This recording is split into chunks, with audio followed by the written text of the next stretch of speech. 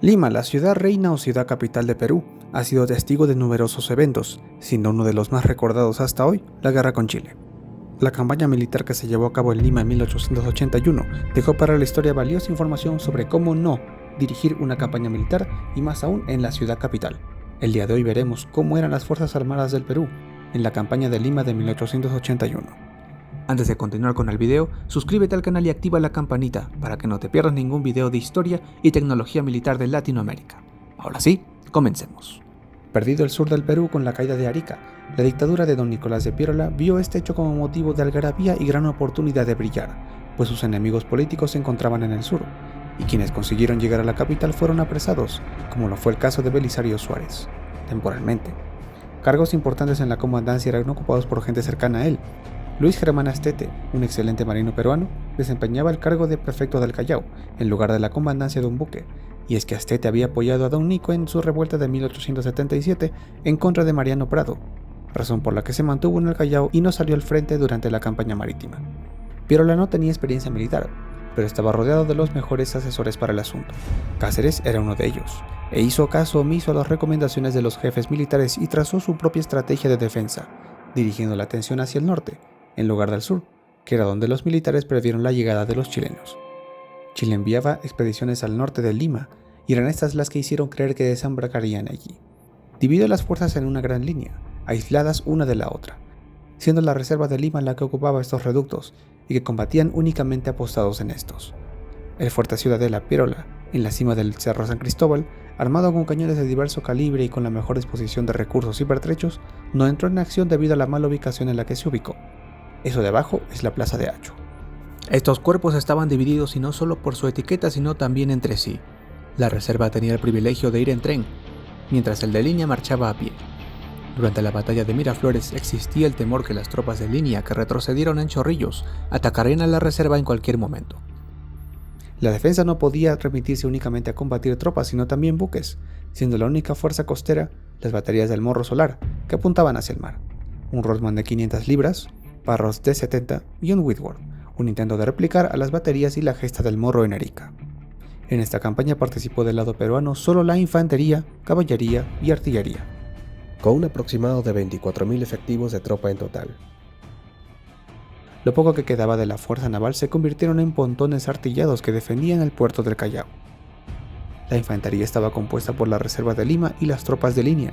La reserva, mejor equipada con los mejores uniformes, pertrechos, armas recién adquiridas y la protección del reducto, estaban conformados por civiles, estudiantes, comerciantes, profesores, etc.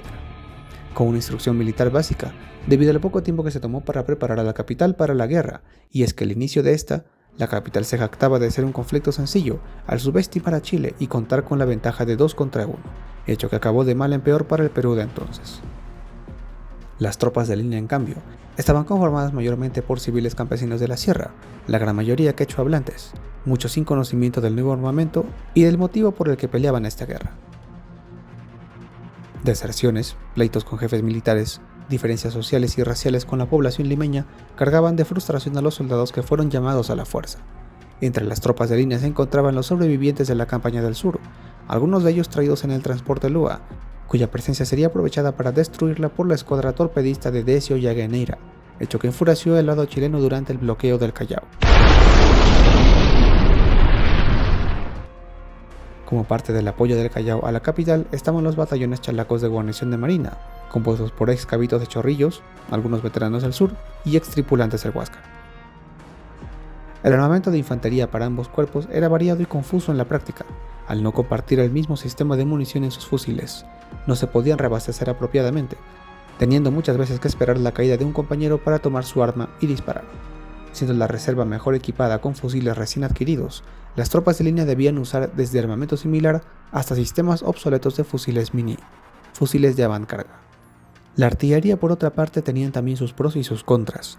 Cañones como el Dahlgren de 175 o el Parrot de 70, con una cadencia de tiro lenta, eran aptos para el combate naval o defensa costera, mas no contra infantería, similar al caso de Arica y sus fortificaciones de cañones navales. En compensación, ingenieros como John White y Juan Grieve, con sus fundiciones comenzaron la fabricación de cañones de sistema retrocarga, el sistema actualizado. El Grieve, copia del Krupp de 60 mm prestado por Bolivia, tuvo buena aprobación por sus buenos resultados y se mandaron a construir 32. El White en cambio tenía defectos, siendo que reventaron 3 en pruebas de tiro. Pirola hizo caso omiso para rectificar estos modelos y ordenó construir más, un total de 80 para la campaña de Lima. Cuando estos cañones fueron capturados por Chile, solo aprobaron al Grieve, siendo usados en su guerra civil de 1891, mientras que los White no fueron vistos como apropiados. Algunos White serían rescatados por los peruanos, 3 de ellos usados en la batalla de Huamachuco y hasta en la guerra civil Iglesias Cáceres. Otra de las armas ya en uso desde el inicio de la guerra eran las ametralladoras. En Lima se contaban con 20 de estas, de modelos Gatling, Nordenfeldt y Claxton, siendo las dos últimas las más potentes pero de menor cadencia de tiro. Esas piezas se dividieron a lo largo de la línea defensiva dispuesta por Don Nico, a los que tendríamos que añadir modelos Babaseur, más cañones navales. El principal cuerpo de caballería eran los cazadores del Rímac, que usaban el equipamiento de los carabineros de Yungay, los mismos que iban a bordo del transporte Rímac y capturado por el Huáscar en 1879, de ahí el nombre que se le dio a este batallón. Tendrían una escasa participación enfrentando a los chilenos en Cañete y Mala, para ser luego acorralados, derrotados y capturados en el combate del Manzano, quedando solo en cuerpo de caballería los lanceros de Torata, la escolta presidencial, la escolta de honor y los morochucos de la muerte, por nombrar algunas fuerzas. Quechua hablantes de origen ayacuchano hostilizaban a modo de guerrilla a los chilenos. Estaban armados con lanzas. Una vez en Lima se les equipó con algunos fusiles miní y algunos sables. Este cuerpo formaba parte del batallón Ayacucho, el cual se había formado y armado con sus propios medios bajo el mando del coronel Francisco Mavila y Pedro José Miota. Estas fuerzas participaron en las batallas de Chorrillos, San Juan y Miraflores. Sus bajas fueron bastante considerables, y en su mayor parte terminaron sin sus cabalgaduras. Los morochucos pasaron a ser guerrilla al mando de Cáceres en la campaña de la Breña, con la misma labor de hostilización. Un detalle que se dejó notar en la batalla de Chorrillos fue lo distanciados que se encontraban ubicados los soldados peruanos, siendo rebasados en números al momento de combatir. Más aún, el alcance de los fusiles estaba a favor del ejército chileno, además del apoyo naval con el que contaba el lado chileno. Algunas de las ametralladoras quedaban inutilizadas en pleno combate, y se debió pasar al combate convencional con fusilería o cuerpo a cuerpo. Lo mismo aplicaba en la artillería pesada, cuando ya los enemigos sobrepasaban el rango de tiro. Como bien vimos, las fuerzas más experimentadas no contaban con lo mejor en armamento, y fueron las que además se encontraban más expuestas.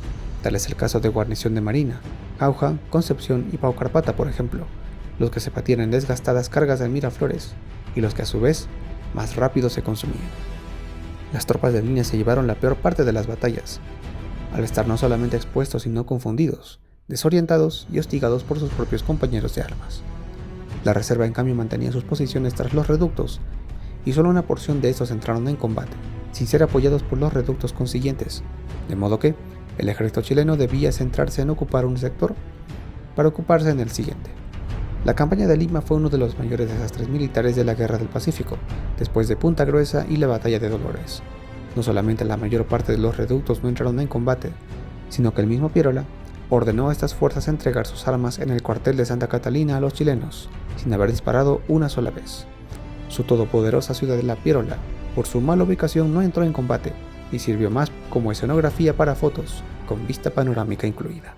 La población limeña sufrió los atropellos del ejército chileno y peruano al término de las batallas.